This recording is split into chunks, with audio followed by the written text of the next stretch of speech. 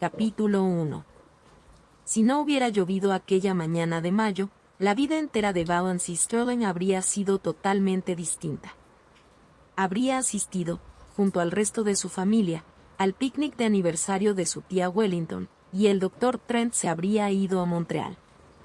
Pero llovió ese día, y ahora sabrá lo que pasó por eso. Valancy se despertó temprano, en esas horas sin vida ni esperanza antes del amanecer. No había dormido bien. No siempre se duerme bien cuando vas a cumplir 29 años al día siguiente y sigues soltera, y en una familia y comunidad donde ser una mujer soltera es simplemente no haber logrado encontrar marido, y nada más. Los Stirling y la gente de Derwood ya habían condenado a Valancy a una soltería eterna, pero ella aún no había dejado de aferrarse a esa última y humillante esperanza de encontrar el amor. Al menos, no hasta esa triste y lluviosa mañana de mayo en que se dio cuenta de que tenía 29 años y ningún hombre la había deseado jamás. Ahí estaba el problema. A Valancy no le molestaba tanto ser solterona. Después de todo, pensaba que quedarse soltera no podía ser tan terrible como ser la esposa de cierto tío Wellington, o tío Benjamin, o incluso tío Herbert. Lo que más le dolía era no haber tenido nunca la oportunidad de ser otra cosa que una solterona. Que ningún hombre la hubiera pretendido jamás. Mientras yacía allí, sola en la oscuridad grisácea, las lágrimas le llenaron los ojos. Pero dos razones la hicieron contenerse. Primero, temía que llorar pudiera empeorar ese intenso dolor que sentía en el pecho. Ya había tenido un episodio al acostarse, peor que los anteriores.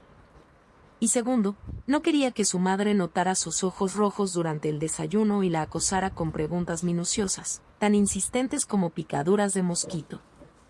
Imagina que, sin rodeos, pensó Valancy con una sonrisa débil, le digo la pura verdad, lloro porque nadie quiere casarse conmigo, mamá.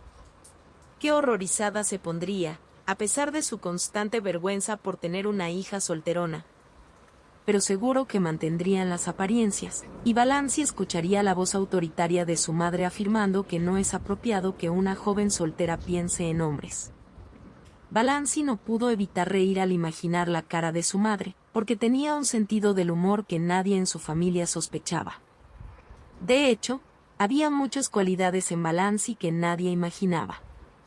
Pero su risa fue breve, y siguió allí, acurrucada con su pequeña figura, escuchando la lluvia caer afuera y viendo con disgusto cómo la fría y despiadada luz entraba lentamente en su fea y sórdida habitación. Conocía de memoria la fealdad de su cuarto, la conocía y la detestaba.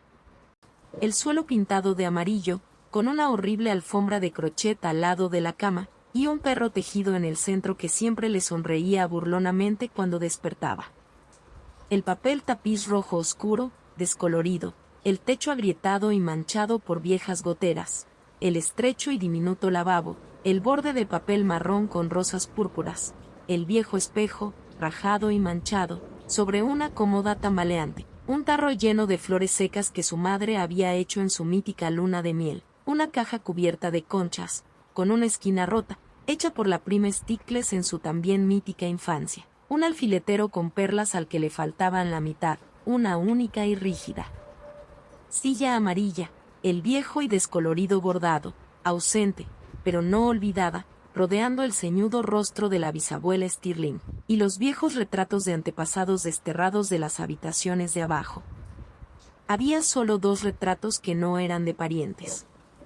El primero, una reproducción descolorida de un perrito sentado en el umbral de una puerta, mojado por la lluvia. Ver esa imagen siempre entristecía a Valancy. Ese pequeño y triste cachorro acurrucado en el umbral bajo la lluvia. ¿Por qué nadie abría la puerta y lo dejaba entrar? El otro cuadro era una descolorida estampa de la reina Luisa bajando una escalera, que la tía Wellington le había regalado espléndidamente por su 10º cumpleaños. Durante 19 largos años había mirado y odiado a la hermosa, presumida y autosatisfecha reina Luisa, pero nunca se había atrevido a destruir o quitar el retrato. Su madre y la prima Stickles se habrían quedado estupefactas o, como Valancy pensaba irreverentemente, les habría dado un ataque. Todas las habitaciones de la casa eran horribles, por supuesto, pero de algún modo, las apariencias se mantenían en la planta baja. No había dinero para gastar en esos cuartos de arriba que nadie visitaba. A veces Valancy pensaba que tal vez podría haber arreglado un poco su cuarto, incluso sin gastar dinero, si le hubieran dado permiso, pero su madre se negaba a escuchar la más mínima sugerencia al respecto y Valancy no insistió. Valancy nunca insistía. Le daba miedo, porque su madre no podía soportar la más mínima oposición. La señora Stirling se mostraba molesta durante días enteros y se sentía contrariada, como una duquesa ofendida. Lo único que a Valancy le gustaba de su habitación era que allí podía llorar sola toda la noche, si quería. Aunque, después de todo, ¿qué importaba que una habitación que solo se usaba para vestirse y dormir fuera fea? A Valancy nunca se le permitía quedarse sola en su cuarto para ningún otro propósito. Según la señora Frederick Sterling y la prima Stickles, quienes querían estar solos solo podían pretender algo siniestro. Pero en su castillo azul, su habitación era todo lo que una habitación debía ser. Valancy, tan tímida, tan sumisa, tan reprimida y menospreciada en su vida cotidiana, solía vivir espléndidamente en sus sueños, sin que nadie en el clan Stirling, ni siquiera su madre o la prima Stickles, lo sospecharan. Nunca supieron que Valancy tenía dos casas, la fea construcción de ladrillo rojo en Elm Street, y su castillo azul en España. Valancy había vivido espiritualmente en el castillo azul desde que tenía uso de razón. Era solo una niña cuando tomó posesión de él. Cada vez que cerraba los ojos podía verlo claramente, con sus torres y banderas, en lo alto de una montaña de pinos, teñido de un hermoso azul suave contra el cielo del atardecer de una tierra bella y desconocida. Todo lo que era hermoso y maravilloso estaba en el castillo. Joyas que las reinas podrían envidiar, vestidos de luz de luna y fuego, lechos de rosas y oro, largos tramos de escaleras de mármol pulido, a cuyos pies se alzaban enormes urnas blancas, recorridas por esbeltas y etéreas doncellas, pasillos sostenidos por columnas de mármol donde fluían fuentes brillantes y cantaban los ruiseñores entre los mirtos, galerías de espejos que solo reflejaban a caballeros apuestos y damas hermosas. Ella era la más bella de todas, y los caballeros morían al verla. Lo que la ayudaba a soportar su aburrida vida durante el día era la esperanza de prolongar sus sueños durante la noche. Muchos de los Stirling habrían muerto de horror si hubieran sabido la mitad de las cosas que Valancy hacía en su castillo azul. La joven tuvo algunos enamorados en el castillo. Solo uno a la vez, como aquel que la cortejaba con todo el romanticismo de los caballeros antiguos, y que finalmente ganó su corazón tras demostrar su devoción y numerosas hazañas, casándose con ella con gran pompa y ceremonia en la inmensa capilla llena de enormes estandartes del Castillo Azul. Cuando Valancy cumplió 12 años, este amante era un chico hermoso con rizos dorados y ojos azules como el cielo. A los 15 era alto, moreno y pálido, pero igual de apuesto. A los 20 era un asceta soñador y espiritual. A los 25 tenía una mandíbula perfectamente esculpida, un rostro fuerte y robusto más que guapo, y un aspecto ligeramente sombrío. En su castillo azul, Valancy nunca envejecía más allá de los 25 años, pero recientemente, muy recientemente, su héroe tenía el cabello castaño con reflejos rojizos, una sonrisa torcida y un pasado misterioso. No quiero decir que Valancy eliminara deliberadamente a sus enamorados cuando ella los superaba en edad. Simplemente desaparecían cuando otro llegaba para sustituirlos. Las cosas eran muy prácticas en ese sentido en el Castillo Azul. Pero en esa mañana del día que cambió su destino, Valancy no pudo encontrar la llave de su castillo. La realidad la oprimía, ladrando a sus talones como un perrito molesto. Tenía 29 años, estaba sola, nadie la deseaba y no era muy atractiva. La única mujer soltera y poco agraciada en un clan de personas hermosas, sin pasado ni futuro. Por lo que recordaba, su vida siempre había sido monótona y triste, sin la más mínima mancha de color púrpura o carmesí que le diera un poco de vida. Al pensar en su futuro, sentía que todo seguiría igual hasta que no fuera más que una hoja solitaria aferrada a una rama marchita en invierno. Cuando una mujer se da cuenta de que no tiene motivos para vivir, ni amor, ni deber, ni propósito, ni esperanza, asume para sí misma la amargura de la muerte. Y solo me queda seguir viviendo porque no puedo detenerme. Es muy posible que me toque vivir 80 largos años, pensó Valancy con cierto pánico. Todos en esta familia vivimos muchos años, me enferma solo pensarlo. Se alegró de que lloviera, o más bien se sintió tristemente satisfecha de que lo hiciera. No habría picnic ese día. Ese picnic anual con el que la tía y el tío Wellington, siempre se les pensaba en ese orden, recordaban inevitablemente su compromiso celebrado 30 años antes, había sido últimamente una verdadera pesadilla para Valancy. Por una maliciosa coincidencia del destino se celebraba el mismo día de su cumpleaños y, desde su 25 aniversario, nadie dejaba de recordárselo. Por muy detestable que le resultara participar en el picnic, nunca se le había pasado por la cabeza rebelarse. No parecía tener ningún rasgo rebelde en su naturaleza, y además, sabía exactamente lo que todos le dirían. El tío Wellington, que a Valancy le parecía desagradable y despreciable a pesar de haber cumplido con la más alta aspiración de los Stirling al casarse por dinero, le susurraría al oído ostensiblemente: «¿Aún no has pensado en casarte, querida?». Y luego soltaría esa risa estridente con la que siempre terminaba sus comentarios aburridos. La tía Wellington, que provocaba un terror vergonzoso en Valancy, le hablaría del vestido nuevo de Olive y de la última y apasionada carta de Cecil. Y para no ofender a la tía Wellington, Valancy tendría que parecer tan contenta e interesada como si el vestido y la carta fueran suyos.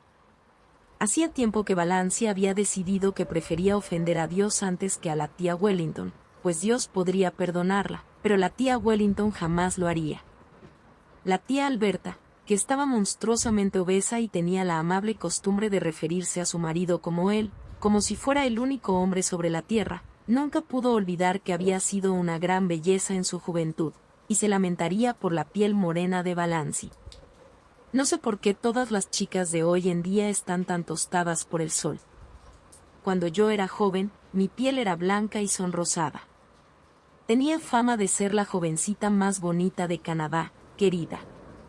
Quizás el tío Herbert no diría nada, o tal vez comentaría en broma: «Dios mío, cómo estás engordando, Dos», y todos se reirían ante la idea irónica de la pobre Dos, pequeña y delgada, engordando de repente. El pomposo y solemne tío James, que a Valancy no le agradaba aunque de algún modo le respetaba porque tenía fama de ser muy inteligente, y era, por tanto, el oráculo del clan, dado que no abundaba mucho la inteligencia en los Stirling, probablemente señalaría con ese sarcasmo de viejo búho con el que se había ganado su reputación: «Ciertamente, señorita, imagino que estarás muy ocupada con tu baúl de esperanza estos días». Y el tío Benjamin plantearía, entre risas sibilantes, algunos detestables acertijos a los que él mismo respondería. «¿Cuál es la diferencia entre Dos y un ratón? El ratón desea probar el queso, y Dos desea probar un beso». Valancy había escuchado esa adivinanza unas 50 veces, y cada vez había sentido ganas de arrojarle algo a la cabeza, pero nunca lo hizo. En primer lugar, los Stirling no se arrojaban cosas a la cabeza, y en segundo lugar, el tío Benjamin era un viejo rico y sin hijos, por lo que Valancy había sido criada con el temor de ser desheredada.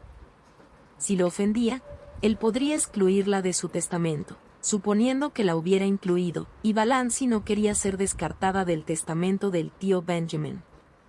Había sido pobre toda su vida y conocía la humillante amargura de la miseria, así que tenía que soportar sus acertijos y esbozar incluso forzadas sonrisitas por alguno de ellos.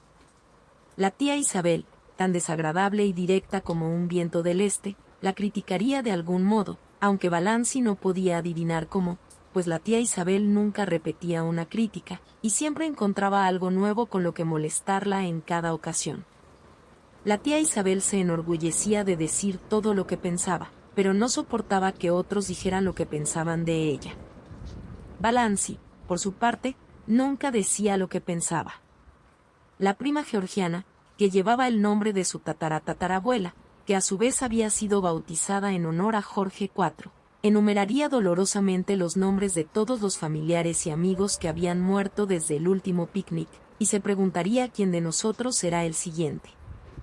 La eficiente hasta el cansancio tía Mildred le hablaría sin parar de su esposo y sus odiosos niños prodigio, pues Valancy era la única dispuesta a escucharla, y por la misma razón, la prima Gladys. En realidad la primera prima Gladys, según la estricta regla con la que los Stirling establecían las relaciones entre los distintos miembros de la familia, una chica alta y delgada que admitía ser de naturaleza delicada, le describiría minuciosamente los sufrimientos que había padecido a causa de su neuritis.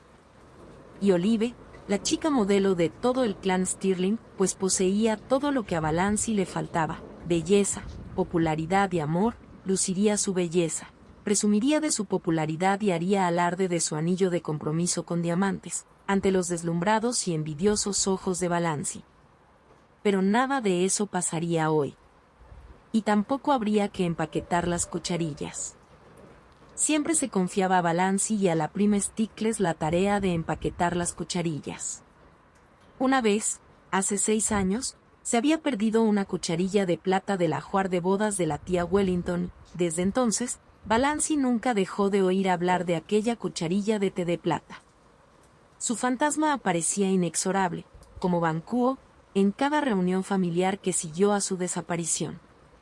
Oh, sí, Valancy sabía exactamente lo que habría supuesto el día del picnic y bendijo la lluvia por salvarla de ese martirio. No habría picnic ese año. Y si la tía Wellington no podía celebrar su sagrado aniversario, ella no tendría ninguna celebración en absoluto. Gracias a los dioses por esta lluvia providencial.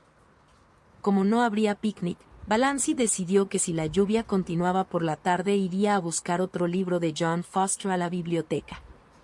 A Valancy no se le permitía leer novelas, pero los libros de Foster no eran novelas. Eran libros sobre la naturaleza, como la bibliotecaria le había explicado a la señora Frederick Sterling, todo sobre bosques, aves, insectos y ese tipo de cosas, ya sabe. Así que Valancy tenía permiso para leerlos, contra la voluntad de su madre, pues era muy evidente que disfrutaba demasiado leyéndolos. Estaba permitido, e incluso aconsejable, leer para mejorar el espíritu y la fe, pero un libro que resultara agradable podía ser peligroso. Valancy no sabía si su espíritu había mejorado, pero sentía sutilmente que si hubiera conocido los libros de John Foster hace unos años, su vida podría haber sido muy diferente. A través de ellos parecía vislumbrar un mundo en el que podría haber entrado tiempo atrás, aunque las puertas permanecerían siempre cerradas para ella ahora. Los libros de John Foster solo estaban disponibles en la biblioteca de Derwood desde hacía un año, aunque la bibliotecaria le había confesado a Valancy que era un escritor muy conocido desde hacía varios años. ¿Dónde vive?, preguntó Valancy. Nadie lo sabe. Por sus libros parece ser canadiense, pero es imposible obtener más información sobre él. Sus editores no dicen una palabra, y es muy posible que John Foster sea solo un seudónimo. Sus libros son tan populares que vuelan de los estantes al momento, aunque, sinceramente, no puedo comprender qué encuentran en ellos para enaltecerlos tanto. Creo que son maravillosos, dijo Valancy tímidamente. Oh. Bueno, dijo la señorita Clarkson sonriendo de una manera tan condescendiente que hizo que la opinión de Valancy no importara. No puedo decir que me interesen mucho los insectos, pero, ciertamente, John Foster parece saberlo todo sobre ellos. Valancy tampoco sabía si estaba demasiado interesada en los insectos. No eran los asombrosos conocimientos de John Foster sobre las criaturas salvajes y la vida de los insectos lo que la había cautivado.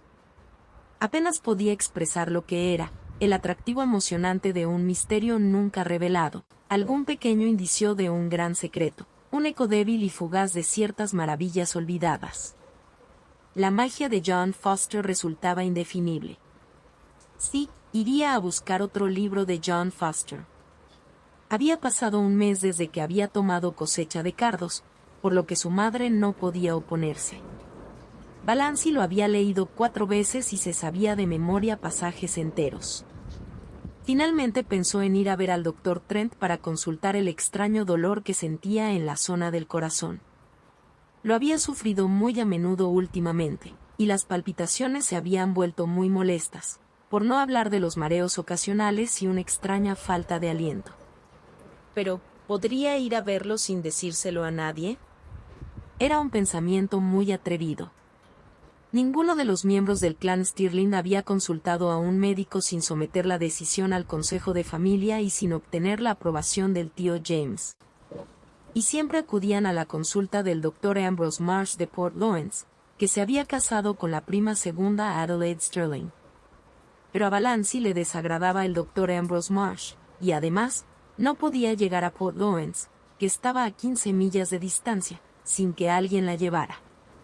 No quería que nadie conociera sus problemas de corazón, pues la noticia causaría un gran revuelo y todos los miembros de su familia acudirían a visitarla con un montón de recomendaciones y advertencias, alarmándola con historias terribles de tías y primos, que sabía de memoria por haberlas escuchado al menos unas 40 veces, que tenían una dolencia similar a la tuya y se desplomaron muertos sin previo aviso, querida. La tía Isabel recordaría que siempre había dicho que Dos parecía una chica con tendencia a tener problemas de corazón en el futuro, siempre tan delgada y enfermiza, y el tío Wellington se lo tomaría como un insulto personal, pues los Stirling nunca habían padecido problemas de corazón. Georgiana presagiaría en susurros, aunque lo suficientemente alto para ser escuchada, que la querida y pobrecita Dos no estará mucho tiempo en este mundo, me temo, y la prima Gladys diría: pero mi corazón ha estado igual de enfermo durante años, en un tono que implicaría que nadie más merecía tener un corazón. ¿Y Olive? Olive simplemente luciría bella, superior y repugnantemente saludable, como queriendo decir, ¿por qué tanta preocupación por alguien tan insignificante como Dos, teniendo a mí? Valancy sintió que no debía decir nada a nadie a menos que fuera absolutamente necesario. Estaba bastante segura de no tener nada grave en el corazón y por tanto no había necesidad de todo el alboroto que se produciría si lo mencionaba, así que se escaparía tranquilamente a ver al doctor Trent ese mismo día. Y en cuanto al pago de la consulta, tenía $200 que su padre había depositado en el banco para ella el día de su nacimiento, y tomaría en secreto lo suficiente para pagar al doctor Trent. Nunca había tenido permiso para utilizarlo, ni siquiera los intereses, pero retiraría la cantidad necesaria para costear la consulta. El doctor Trent era un anciano médico gruñón, franco y distraído, que gozaba de reconocida reputación en el campo de las enfermedades del corazón, incluso aunque no fuera más que un médico generalista en una ciudad tan apartada del mundo como Derwood. El doctor Trent tenía más de 70 años, y había rumores de que tenía la intención de retirarse pronto. Ningún miembro del clan Stirling había acudido a su consulta desde que había diagnosticado, 10 años antes, que la neuritis que padecía la prima Gladys era solo imaginaria, y que disfrutaba sufriendo. No se debía tener consideración con el médico que había insultado a la primera prima, por no hablar de que era presbiteriano, mientras que todos los Stirling pertenecían a la iglesia anglicana. Pero, entre el demonio de la traición a su clan y el intenso diluvio de consejos, chismes y alboroto, Valancy pensó que probaría fortuna con el demonio. Capítulo 2. Cuando la prima Stickles tocó a su puerta, Valancy supo que eran las 7:30 y que tenía que levantarse. Desde que tenía memoria, la prima Stickles le había llamado cada mañana a esa hora. La prima Stickles y la señora Frederick Stirling se levantaban a las 7, pero a Valancy le permitían quedarse en la cama media hora más porque en la familia pensaban que era frágil y delicada. Valancy se levantó, aunque ese día le costó más que nunca. ¿Para qué levantarse? Otro día aburrido como todos los anteriores, lleno de tareas insignificantes y sin sentido, sin alegría ni interés, que no beneficiaban a nadie. Pero si no se levantaba ya, no estaría lista para el desayuno a las 8 en punto. La puntualidad en las comidas era la regla número 1 en casa de la señora Stirling. Desayuno a las 8, almuerzo a la 1 y cena a las 6:30, año tras año. No se toleraban excusas para llegar tarde, así que Valancy se levantó temblando de frío. Su cuarto estaba helado, con ese frío húmedo de una mañana lluviosa de mayo. La casa estaría fría todo el día, porque una de las reglas estrictas de la señora Frederick era que no se encendía la calefacción después del 24 de mayo. Las comidas se preparaban en la pequeña estufa de aceite en la parte trasera de la casa.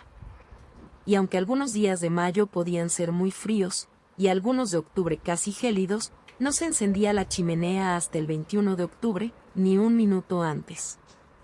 El 21 de octubre la señora Frederick empezaba a cocinar en la estufa de la cocina, y al anochecer encendía el fuego en la sala de estar.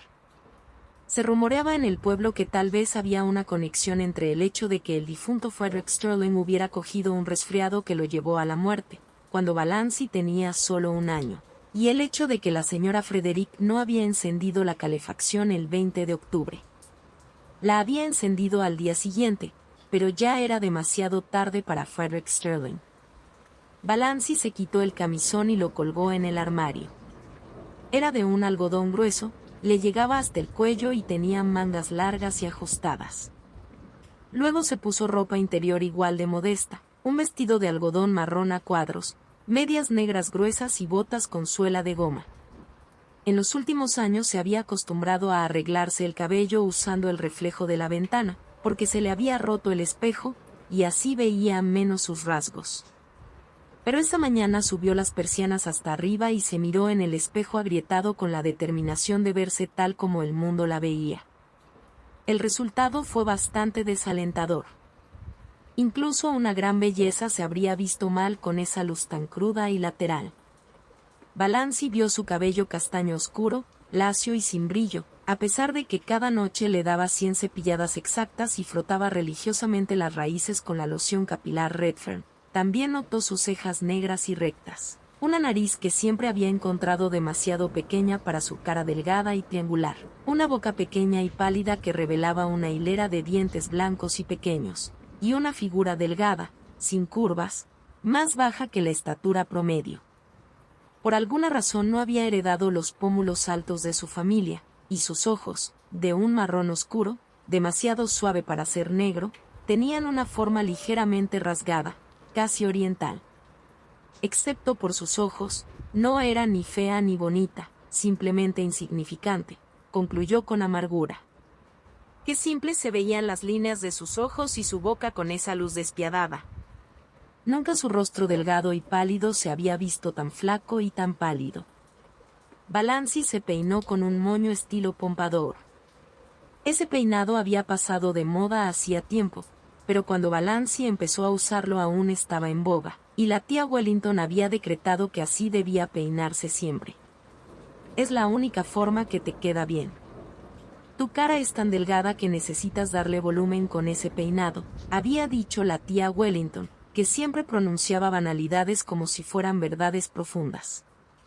A Valancy le habría gustado dejarse el cabello suelto sobre la frente con algunos rizos sobre las orejas, como lo llevaba Olive. Pero las órdenes de la tía Wellington habían tenido tal efecto que nunca se atrevió a cambiar de peinado. Había muchas cosas que Valancy no se atrevía a hacer. Toda su vida había tenido miedo de algo, pensó con amargura. Desde tiempos inmemoriales había sentido un miedo terrible al gran oso negro que, según le había dicho la prima Stickles, vivía en el armario bajo las escaleras.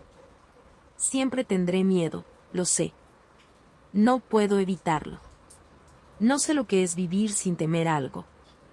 Miedo a los enfados de su madre, miedo a ofender al tío Benjamin, miedo a ser despreciada por la tía Wellington, miedo a los comentarios mordaces de la tía Isabel, miedo a la desaprobación del tío James, miedo a contrariar las opiniones y prejuicios de toda la familia, miedo a no mantener las apariencias, miedo a decir lo que realmente pensaba, miedo a la pobreza en su vejez.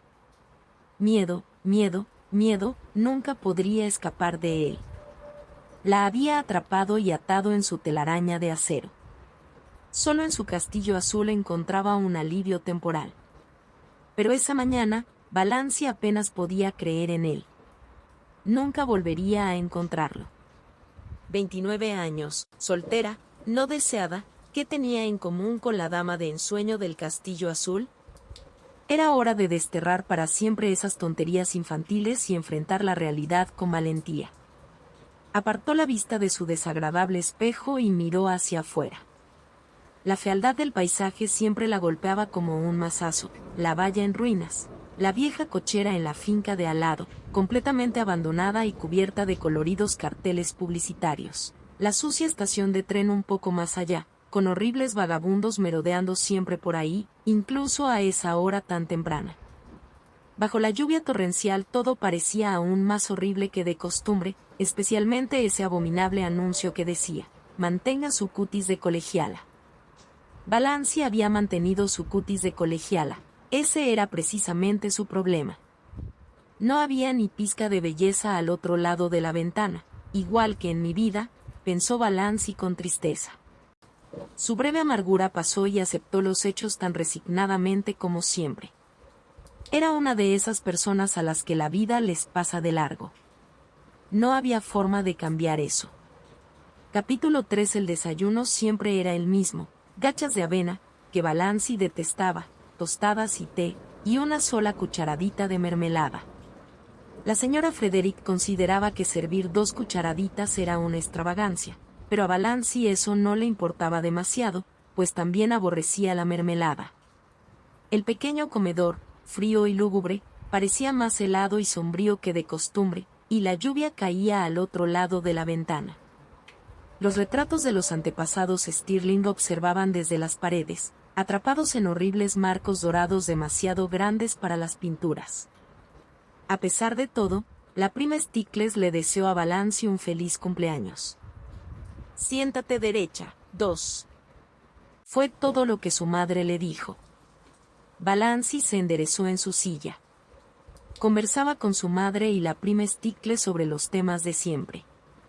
Nunca se cuestionaba qué sucedería si intentara hablar de otra cosa. Sabía perfectamente cuál sería la reacción, por lo que nunca lo hacía.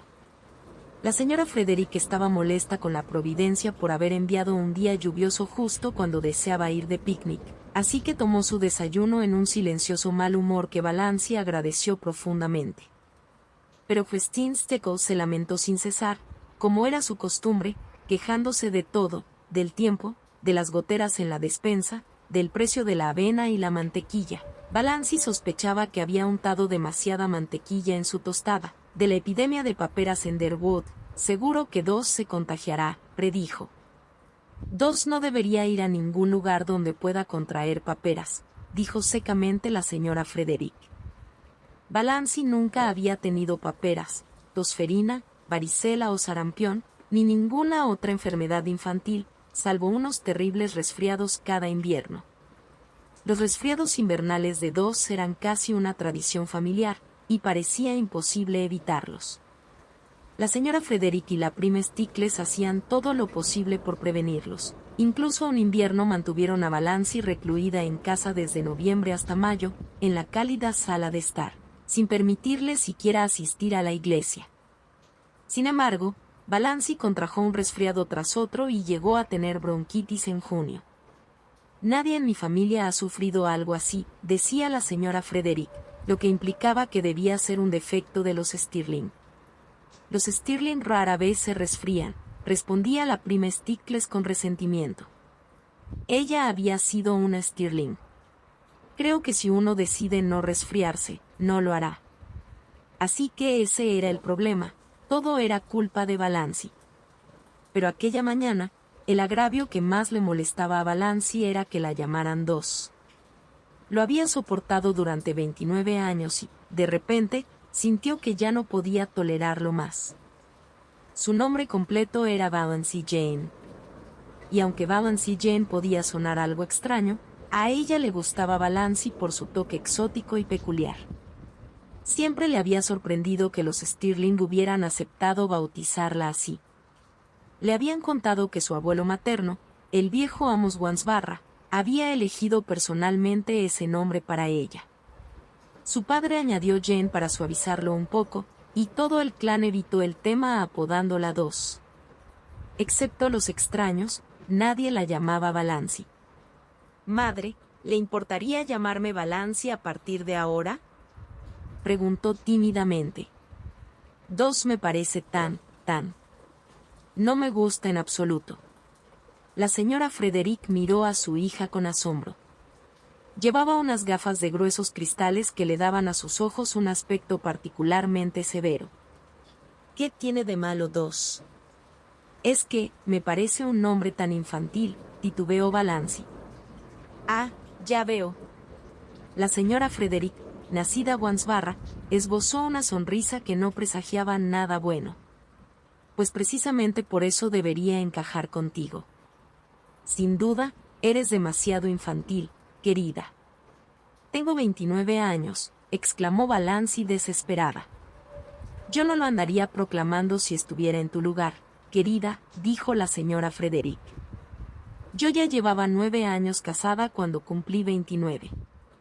Y yo me casé a los 17, añadió con orgullo la prima Stickles. Valancy les dirigió una mirada furtiva. La señora Frederick, a pesar de sus horribles gafas y su nariz aguileña, que la hacía parecerse más a un loro que el propio ave, no tenía mal aspecto. A los 20 años debió de ser bastante hermosa. Pero la prima Stickles. Y, sin embargo, hubo un tiempo en que Christine Stickles había resultado atractiva a los ojos de un hombre. Valancy sintió que la prima Stickles, con su rostro ancho, plano y arrugado, un grano en la punta de su rechoncha nariz, los pelos erizados en su barbilla, el cuello amarillo y arrugado, los ojos pálidos y saltones, y la boca fina y arrugada, aún tenía esa ventaja sobre ella y el derecho de menospreciarla. Incluso en ese momento, la prima Stickles era necesaria para la señora Frederick. Valancy se preguntó, con tristeza, cómo sería que alguien te quisiera, que alguien te necesitara. Nadie en el mundo la necesitaba ni lamentaría su ausencia si desapareciera. Era una verdadera decepción para su madre. Nadie la amaba, y nunca había tenido algo parecido a una verdadera amiga. Ni siquiera tengo talento para la amistad, se había dicho a sí misma, consternada. 2. No te has comido las cortezas, le reprendió la señora Frederick. Llovió sin cesar durante toda la mañana, y Valancy se dedicó a remendar piezas para una colcha. Odiaba esa tarea, y además no había necesidad de hacerla, pues la casa estaba llena de colchas. Había 3 grandes baúles repletos de ellas en el desván. La señora Frederick las acumulaba desde que Valancy tenía 17 años y continuó haciéndolo, aunque no parecía probable que Valancy llegara a necesitarlas. Pero Valancy debía ocuparse en algo, y los materiales más costosos eran demasiado caros. La ociosidad era un pecado capital en el hogar Stirling. Cuando Valancy era niña, cada noche debía anotar en un pequeño y odioso cuaderno negro todos los minutos de ocio que había tenido durante el día. Los domingos, su madre le hacía calcular el total y le exigía que rezara por el tiempo perdido. En esa mañana tan especial, en el día en que el destino de Valancy cambiaría, la joven solo había disfrutado de 10 minutos de ociosidad. Al menos, así lo habrían calificado la señora Frederick y la prima Stickles. Valancy subió a su habitación para buscar un dedal más adecuado y abrió cosecha de cardos al azar, con cierto sentimiento de culpa. Los bosques son tan humanos, escribía John Foster, que para conocerlos es necesario vivir en ellos. Un paseo ocasional por sus senderos marcados no nos permitirá descubrir sus secretos. Si deseamos su amistad, debemos buscarla y ganárnosla con visitas frecuentes y respetuosas, a todas horas del día, mañana, tarde y noche, y en todas las estaciones, primavera, verano, otoño e invierno. De lo contrario, nunca llegaremos a conocerlos realmente, y quien pretenda lo contrario fracasará. Los bosques tienen su propia y efectiva manera de mantener a los extraños a distancia y de cerrar su corazón a los meros turistas. Es inútil intentar descubrir el bosque por una razón que no sea el profundo amor que nos inspira, pues de otro modo se retraerá de inmediato y ocultará a nuestros ojos todos sus antiguos y dulces secretos. Pero si sabe que acudimos a él porque lo amamos, será muy generoso con nosotros y nos ofrecerá todos sus tesoros de belleza y placer, que no pueden comprarse ni venderse en ningún mercado. Porque el bosque, cuando se entrega, lo hace pródigamente y sin reservas hacia sus verdaderos admiradores. Es preciso acudir al bosque con amor y humildad, paciencia y atención, y descubriremos la conmovedora belleza que se esconde en sus tierras salvajes y sus claros silenciosos, bajo un manto estrellado o en el ocaso. Escucharemos las melodías sobrenaturales que resuenan entre las envejecidas ramas de los pinos o susurran dulcemente en los bosquecillos de abetos. Percibiremos los delicados perfumes que emanan los musgos y los helechos en los rincones soleados o junto a los arroyos sombríos, y conoceremos los sueños, mitos y antiguas leyendas que aún los habitan. Entonces, el inmortal corazón del bosque se fusionará con el nuestro y su vida sutil penetrará silenciosamente en nuestras venas, haciéndonos suyos para siempre, de modo que, sin importar a dónde vayamos o qué lejos nos lleven los caminos de la vida, siempre regresaremos al bosque para encontrar nuestra afinidad más profunda. 2. Llamó su madre desde el salón de la planta baja. ¿Qué estás haciendo sola en tu habitación? Balanci dejó caer el ejemplar de cosecha de cardos como si quemara y bajó apresuradamente las escaleras para retomar sus retazos de tela. Sin embargo, sintió la extraña alegría que siempre la embargaba cuando se sumergía en los libros de John Foster. Balanci no conocía mucho sobre los bosques, salvo las arboledas encantadas de robles y pinos que rodeaban su castillo azul. Pero siempre los había anhelado en secreto, y un libro de John Foster sobre los bosques era lo más cercano a estar en ellos. Al mediodía dejó de llover, pero el sol no apareció hasta las 3. Entonces, Balanci anunció tímidamente que pensaba ir a la parte alta de la ciudad. ¿Y por qué quieres ir allí?, preguntó su madre. Quiero sacar un libro de la biblioteca. ¿Ya fuiste a buscar un libro la semana pasada? No, fue hace 4 semanas. ¿4 semanas? No digas tonterías. Es cierto, madre. Te equivocas. No es posible que hayan pasado más de 2 semanas. No me gusta que me contradigan, en cualquier caso, no veo por qué querría sacar otro libro. Pierdes demasiado tiempo leyendo. ¿Qué valor puede tener mi tiempo?, preguntó Balanci con amargura. 2. No me hables en ese tono. Necesitamos té, intervino la prima Stickles. Podría ir a comprarlo, si quiere dar un paseo, aunque este clima tan húmedo no es bueno para los resfriados. Discutieron sobre el asunto durante unos 10 minutos más y, finalmente, la señora Frederick consintió, aunque a regañadientes, que Balanci saliera. Con ese ánimo, Balanci bajó a desayunar. Capítulo 4. ¿Te has puesto las botas?, inquirió la prima Stickles cuando Balanci se disponía a salir de la casa. Christine Stickles nunca olvidaba hacer esa pregunta cada vez que Balanci salía y el clima estaba húmedo. Sí. ¿Llevas puestas tus enaguas de franela?, preguntó la señora Frederick. No. Realmente no te comprendo. 2. ¿Quieres volver a enfermar gravemente con uno de tus resfriados? Por el tono de su voz, cualquiera diría que Balanci había muerto varias veces a causa de ellos. Sube inmediatamente a tu habitación y ponte las enaguas. Madre, no necesito las enaguas de franela. Las de satén que llevo me abrigan lo suficiente. 2. Recuerda la bronquitis que padeciste hace 2 años. Ve y haz lo que te digo. Balanci obedeció, aunque nadie sabrá jamás cuán cerca estuvo de arrojar la planta de caucho por la ventana antes de salir. Detestaba aquellas enaguas de franela gris más que cualquier otra prenda que poseía. Olive nunca había sido obligada a usar enaguas de franela. Olive siempre vestía elegantes ropas de seda con volantes y finos encajes de batista. Pero el padre de Olive se había casado con dinero y ella jamás sufría de bronquitis. Esa era la realidad. ¿Estás segura de no haber dejado jabón en el agua?, preguntó la señora Frederick. Pero Balanci ya se había marchado. Al doblar la esquina, miró hacia atrás la horrible, sobria y respetable calle en la que vivía. La residencia de los Stirling era la más fea de todas. Parecía más una caja de ladrillos rojos que otra cosa. Demasiado alta para su tamaño, Aparentaba aún más altura por la cúpula redondeada de vidrio que coronaba su techo. Podría decirse que emanaba la estéril y desolada paz de una vieja casa que ha agotado su tiempo. Había una casa muy bonita justo a la vuelta de la esquina, con ventanas emplomadas y dobles frontones. Una casa nueva, de esas que enamoran a primera vista. Clayton Markley la había mandado construir para su futura esposa. Se casaría con Jenny Lloyd en junio. La casita, se decía, estaba amueblada desde el sótano hasta el desván, completamente lista para su nueva dueña.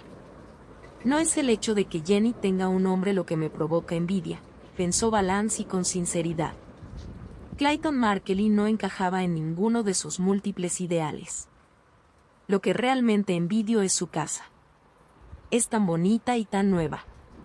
Oh, si tan solo pudiera tener una casa para mí, aunque fuera humilde y pequeña, pero mi propia casa. Aunque, añadió con amargura, es inútil aullarle a la luna cuando ni siquiera se puede tener una vela de cebo. En el mundo de sus sueños, Valancy no imaginaba menos que un castillo de zafiros azul claro. En la realidad, se habría sentido satisfecha con una pequeña casa para ella sola. En esos momentos, envidiaba a Jenny Lloyd más que nunca. Jenny no era mucho más hermosa que ella, ni mucho más joven. Y sin embargo, tendría una encantadora casita, y las más hermosas tazas de té Wedgwood que se pudieran encontrar. Valancy las había visto, y una chimenea donde ver el fuego encendido, y lencería bordada con sus iniciales, servilletas ribeteadas y aparadores llenos de porcelana fina. ¿Por qué todas esas cosas estaban al alcance de ciertas muchachas y otras no tenían acceso a nada? No era justo. Una vez más, Valancy hervía de rebelde indignación mientras caminaba. Su figura modesta, menuda y poco elegante avanzaba envuelta en su desgastado impermeable, bajo un sombrero, que bien podría tener más de 3 años, salpicado de barro de vez en cuando por algún automóvil que pasaba con sus insultantes petardeos. Los automóviles eran todavía una novedad en Derwood, aunque comunes en Port Lawrence, y la mayoría de los turistas en Muskoka poseían uno. En Derwood, solo algunos miembros de la alta sociedad tenían uno, porque también allí las personas se clasificaban en categorías: la gente elegante, los intelectuales, las antiguas familias, a las cuales pertenecían los Stirling, la gente común y algunos parias. Ninguno de los miembros del clan Stirling había condescendido a comprarse un automóvil, a pesar de que Olive había insistido a su padre para que adquiriera uno. Valancy nunca se había subido a un coche, pero tampoco lo deseaba. En realidad, más bien le asustaban, especialmente por la noche. Se parecían demasiado a enormes bestias ronroneantes que podían volcar y aplastar a alguien, o hacer alguna salvaje y terrible pirueta.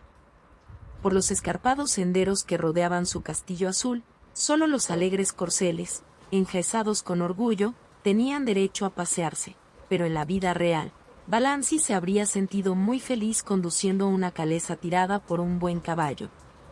Sin embargo, solo tenía la oportunidad de pasear en calesa cuando alguno de sus tíos o primos recordaba ofrecerle esa oportunidad, como quien arroja un hueso a un perro.